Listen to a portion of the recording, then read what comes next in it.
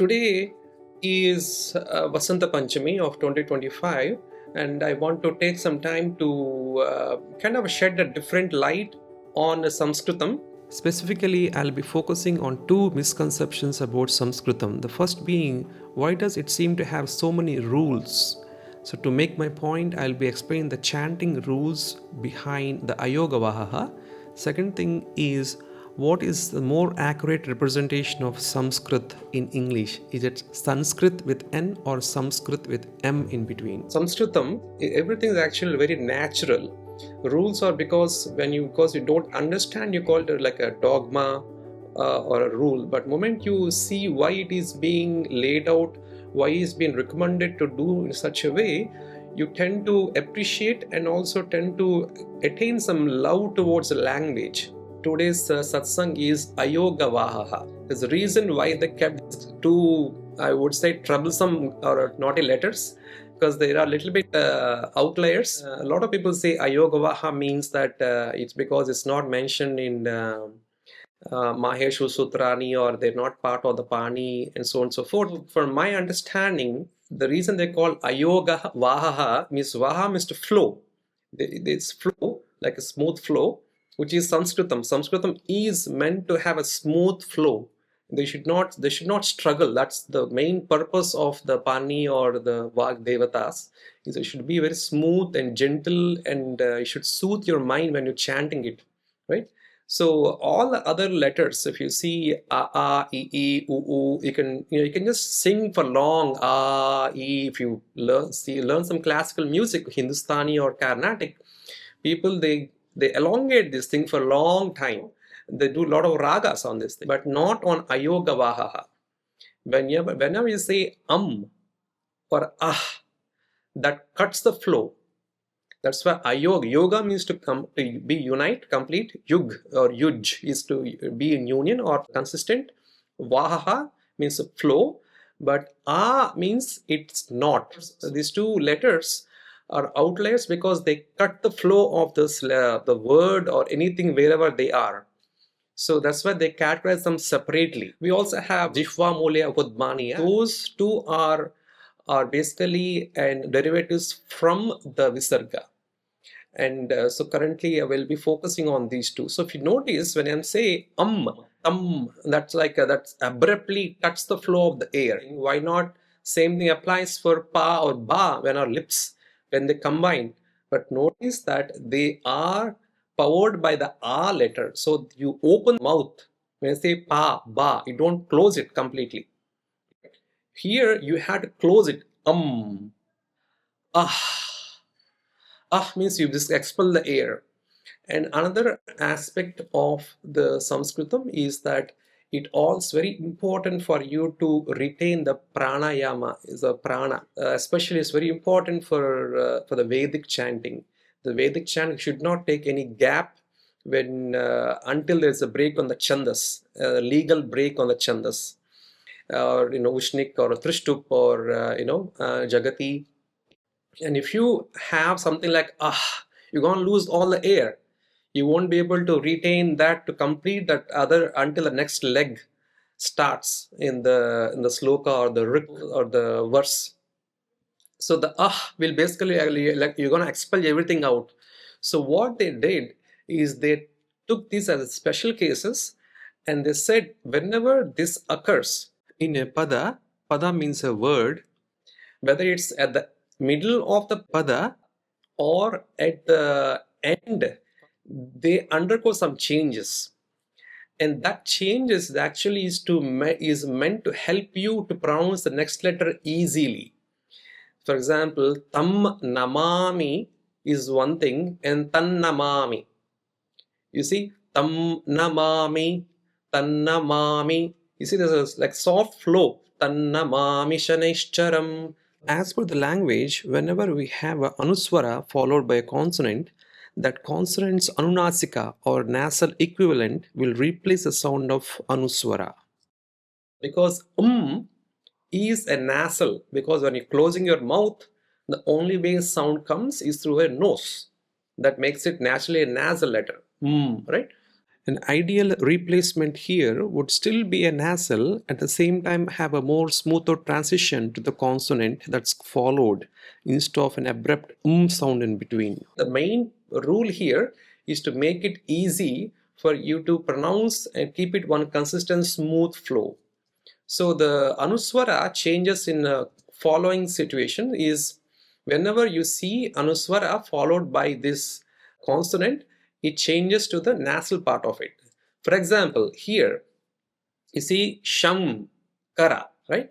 I said earlier, the Ka's nasal, if you remember the chart, is right? So that becomes Shankara. You don't say Shamakara, say Shankara. So it's very smooth to hear because it is the Sham is a nasal and it's easy to convert that sound into a nasal sound of the next consonant, so I can have a smooth flow. Shankara.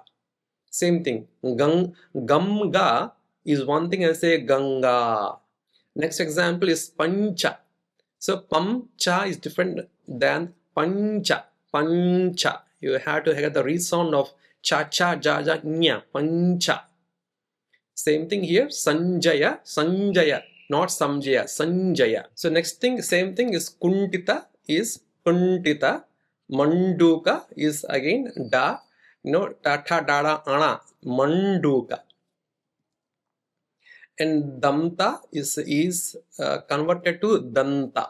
Indra, not Indra, becomes Indra. Say Champa becomes Champa. You can't notice difference between these because the nasal sound of the Pa is similar to the sound of the Anuswara. So you can't tell difference much, but the writing you have to show the difference. Same thing, Amba. Same thing here. The Ma sounds come. The sound doesn't change. Is when the Anuswara is followed by Ushman. Sha, Sha, Sa. If you remember, we do Anganyasa. Anga is Ga. Just in the same situation, just like Pancha becomes Pancha. Similarly, Anga becomes Anga. But let's say Amsha, like Hanuman is Amsha of Shiva. Here we don't say Amsha, because the Amsha stays the way it is. Amsha. Because the Anuswara is followed by Ushman, and in that case you cannot do anything because there is nothing to get convert to, because Sha, Sha, Sa, they are the frictative. There is nothing you can do. So you have to keep it the way it is. Sha, Sa, Sha. Because they can't adapt it because there's no provision for us to do that. See, there's a reason why these rules are meant here, because it's just to make our lives easier to pronounce it. And next one comes in the same line is Visarga. The Visarga, so when say Namah Shivaya, so you're going to lose some air when you say Namah. What you can do is you save that air by repeating the letter that's coming next. Sha, Namah Shivaya. You have a lot of examples that you'll see in slokas coming in the further assignments.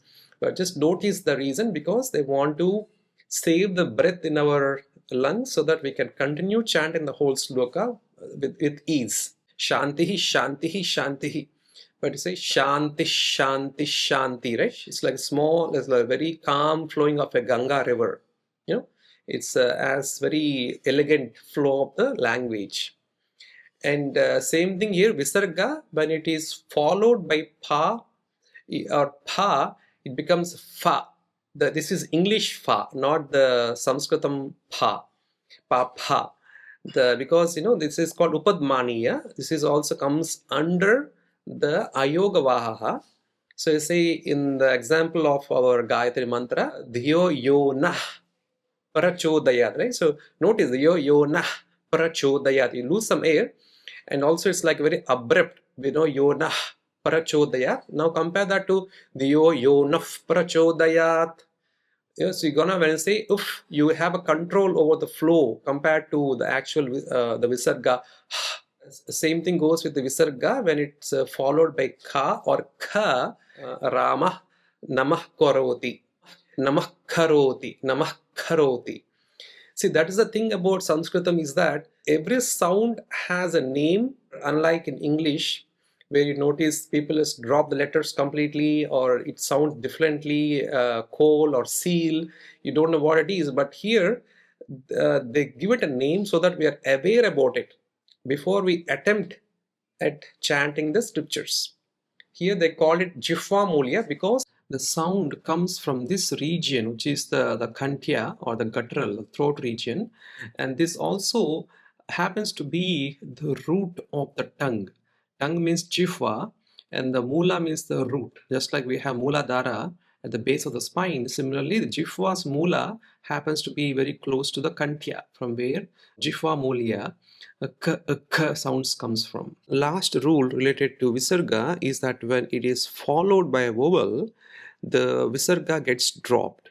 The reason this happens is because, unlike the consonants that we discussed above, the vowels by nature are asprushta, that is, no part of the tongue touches any other part of the hard or soft palate. So they are open in nature, which means there's no way to control the outlet of the air that arises due to the Visarga. So the rule says just drop it. Here's an example taken from Bhagavad Gita, chapter 2, Sankhya Yoga, sloka 19. It comes as Yah Enam Veti. So here the Visarga right after Ya gets dropped and pronounced as Ya Enam Veti. Finally, I want to wrap up today's session with a discussion on the right way to represent the word Sanskrit in English. Is it the one with the M in between, the Sanskrit, or with the N in between, a Sanskrit? So let's go back to the basics here. The word formation of Sanskrit, it comes from Samyak Krutam, or in short, Samkrut. So Krut means to be done, and Sam means complete or well. So in total, it means well formed or well defined, which, as we just discussed, everything has a logical reason and a very melodious flow of the language. So one would wonder, where does the letter S that comes in between Sam and Kr?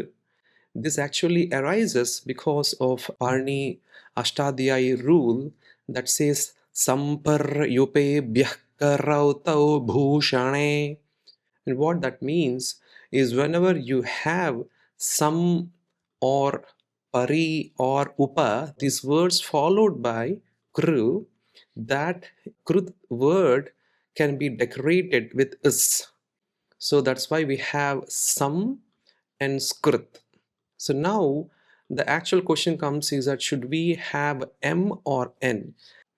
If you recall our discussion earlier, when the case of Anuswara followed by Ushman, Sa, Sha, Sa or Ha, we don't change anything in the whole word. So that means that we retain the word as it is, which is Samskrit. So which is with the M version is accurate. Although we should also notice here that a lot of people says RI or RU. Neither is correct. Notice that this is the vowel sound R, as in Rig Veda. So it's Samskrit, not Sanskrit or Samskrit. There's no R sound here.